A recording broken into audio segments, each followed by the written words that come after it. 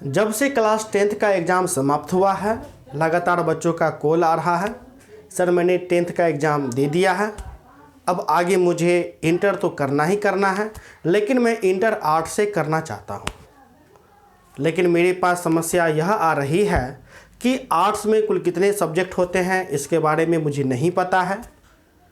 आप कृपया करके सभी विषय का नाम बताएं तथा सभी विषय के बारे में थोड़ा बहुत बता पाएँ, और मुझे यह भी सलाह दें कि आर्ट्स में मुझे कौन सा विषय लेना है जिससे मैं भविष्य में सरकारी नौकरी का तैयारी कर सकूं। इनके अलावा भी बहुत सारे गर्ल्स भी फ़ोन करती है, सर मैं पढ़ने में कमज़ोर हूं, मुझे कौन सा सब्जेक्ट लेना है। तो प्यारे बच्चों, इस प्रकार का प्रश्न यदि आपका भी है तो आप इस वीडियो के अंत तक बने रहें। तो चलिए प्यारे बच्चों, आज का जो वीडियो है, वीडियो को मैं प्रारंभ करता हूँ। लेकिन प्रारंभ करने से पहले यदि आपने अभी तक हमारे चैनल को सब्सक्राइब नहीं किया है तो अवश्य रूप से हमारे चैनल को सब्सक्राइब कर दीजिए और वीडियो को भी लाइक कर दीजिए, तथा किसी भी प्रकार से कोई समस्या उत्पन्न हो, प्रश्न उत्पन्न हो तो कमेंट करके अवश्य रूप से पूछ लीजिएगा, ठीक है।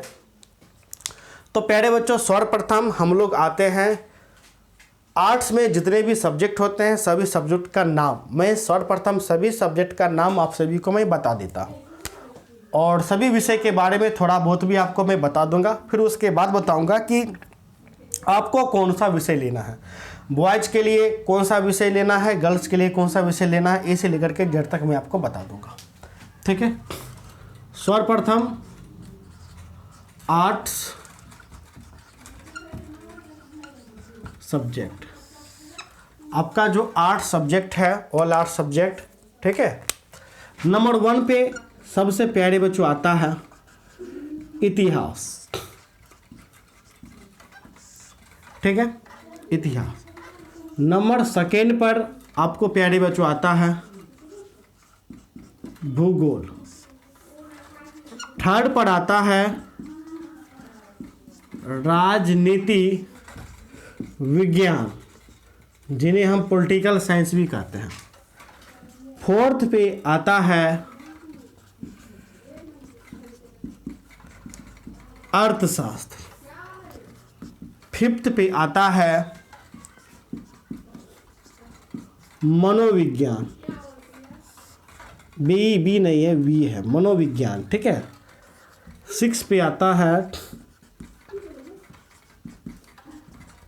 समाजशास्त्र। 7 पे आता है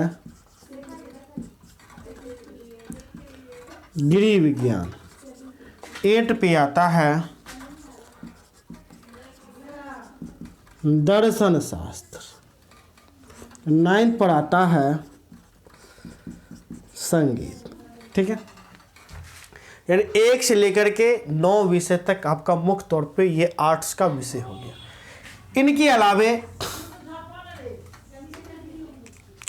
आप आर्ट्स में मैथ भी रख सकते हैं। तो 10 नंबर पर आपका हो गया मैथ, आप मैथ भी रख सकते हैं, ठीक है।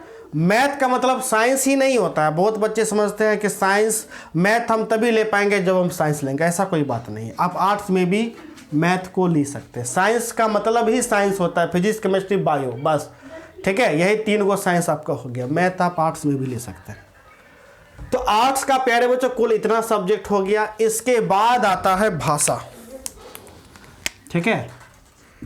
इसके बाद आता है भाषा। आपको ये जो भाषा है, चाहे आप साइंस के हैं, आर्ट्स के हैं, कॉमर्स के हैं, तो भाषा तो सभी को लेना पड़ता है। तो भाषा के लिए हिंदी, ये तो सभी बच्चों के लिए है, साइंस कॉमर्स वाले, हिंदी। दूसरा में है इंग्लिश अर्थात अंग्रेजी। तीसरा में मैथिली। चौथा में मगही। 5वां में बहुत सारा है, बंगाली है, उर्दू है, बंगाली है।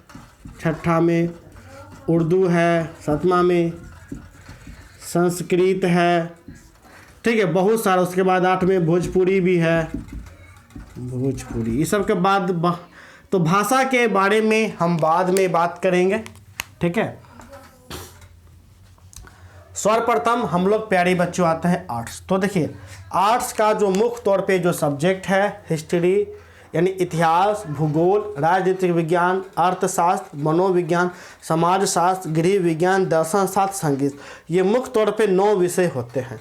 10 मैथ लगा करके 10 आपका हो गया, ठीक है, मैथ लगा करके 10 आपका हो गया है।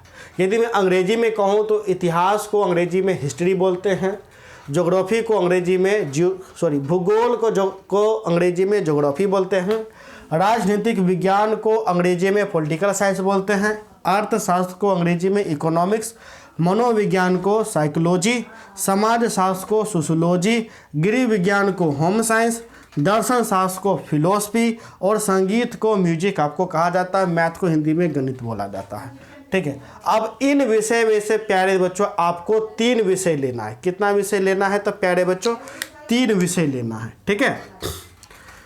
3 विषय आपको लेना है इधर वाले पार्ट से, ठीक। तो सर्वप्रथम मैं पहले विषय के बारे में बता दूं। इतिहास के अंतर्गत हम लोग बीती हुई घटना को पढ़ेंगे, ठीक है। इतिहास के अंतर्गत बीती हुई घटना को पढ़ेंगे। भूगोल के अंतर्गत कक्षा 11th और 12th में हम लोग पर्यावरण के बारे में पढ़ेंगे। पर्यावरण और मानव के बीच का जो अटूट संबंध है उनके बारे में पढ़ेंगे, अर्थात उद्योग, कारखाने, पर्वत पठार, इन सभी के बारे में हम लोग पढ़ते हैं। राजनीतिक विज्ञान ये भी एक प्रकार का इतिहास ही है, लेकिन इस इतिहास में, इस बीती हुई घटना में हम लोग सिर्फ राजनीतिक बातों को ही हम लोग देखेंगे, जैसे भारत कब आज़ाद हुआ, स्वतंत्रता के बाद क्या क्या समस्या आया, इस प्रकार से। अर्थशास्त्र, जब लेखा जोखा का बात आता है तो अर्थशास्त्र का प्रयोग आपको होता है, तो इसके अंतर्गत हम लोग खास तौर पे समष्टि और व्यष्टि के बारे में जानेंगे, ठीक है। मनोविज्ञान, जब मन का अध्ययन करने के बाद जब हम व्यक्ति का व्यवहार का अध्ययन करेंगे, उनका चेतना का अध्ययन करेंगे, मन का अध्ययन करेंगे, तब हम मनोविज्ञान को पढ़ते हैं। जब प्यारे बच्चों हम समाज को जानने का प्रयास करते हैं तो इसके लिए हम लोग समाजशास्त्र को पढ़ते हैं। गृह विज्ञान के अंतर्गत हम लोग देखते हैं कि महिलाओं में गर्भावस्था को देखते हैं, शिशु को कैसे लालन पालन किया जाता है उनको हम लोग काफ़ी अच्छे से तरीके से देखते हैं। ICDS के बारे में हम लोग देखते हैं, ठीक है। दर्शन शास्त्र के अंतर्गत हम लोग जो आपका दर्शन है, ठीक है, क्या वास्तविकता है, उनके बारे में जानने का प्रयास करते हैं। संगीत के अंतर्गत हम लोग बस संगीत को पढ़ने की कोशिश करते हैं, जैसे संगीत क्या होता है, लय क्या होता है, ताल क्या होता है। मैथ के मतलब जोड़ घटाव गुणा भाग आपको पता ही है, ठीक है। तो इन विषय में से आपको प्यारे बच्चों 3 विषय आपको लेना है, ठीक है। प्यारे बच्चों देखिए, सर्वप्रथम यदि आपको यूपीएससी का भविष्य में यूपीएससी का तैयारी करना है या फिर बीपीएससी का, ठीक है, यदि आपको बीपीएससी का तैयारी करना हो या यूपीएससी का तैयारी यदि आप करना चाहते हैं तो आंख मूंद करके आपको कौन कौन सा लेना है? आपको आंख मूंद करके इतिहास, राजनीतिक विज्ञान, ये 2 सब्जेक्ट आपको लेना ही लेना है। इतिहास, राजनीतिक विज्ञान आप ले लीजिए, फिर उसके बाद भूगोल भी आप ले सकते हैं। क्या ले सकते हैं? भूगोल भी, या मन है तो आप अर्थशास्त्र भी आप ले सकते हैं, ठीक है। तो इस प्रकार से आपको ये 3 सब्जेक्ट आपका हो गया, ठीक है। इतिहास, भूगोल, राजनीतिक विज्ञान, तो 3 सब्जेक्ट यहाँ तो आपका तो हो गया, ठीक है।